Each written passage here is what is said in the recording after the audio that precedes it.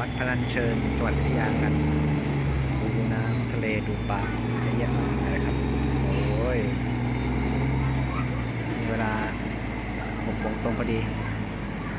เรือใหญ่วิ่งผ่านน้ำไหลแรงมากโอ้โห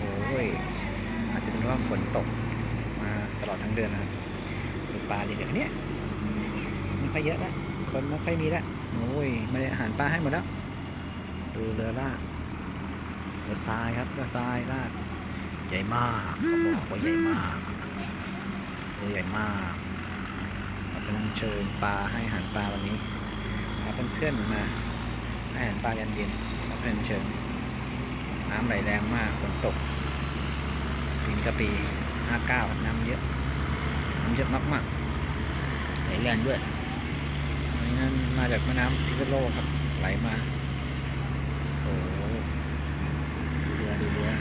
รือใหญ่ปลาขึ้นโอ้ฟากวัดหนึ่งก็เคยไปวัดท่าการ้องแบบมีปลาเยอะปลาก็มาใส่วัดบนวัดอยู่กลางแมงโรงแรมโรงแรมยูเวอร์อะไรเนี่ยยูเวอร์พาเลทในที่อย่าง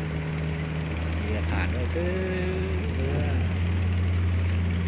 นี่เป็นวัดอะไรวัดเกี่ยวกับวัดจีนนะครับ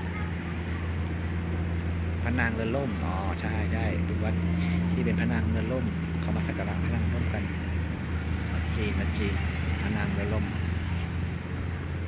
เขาคนจีนเขานับถือกันพระนางเรือล่มดูซะมืดแล้วกลับบ้านดีกว่าถึงเวลาแล้วคงต้องกลับบ้านกันละวันนี้โอเคครับจบ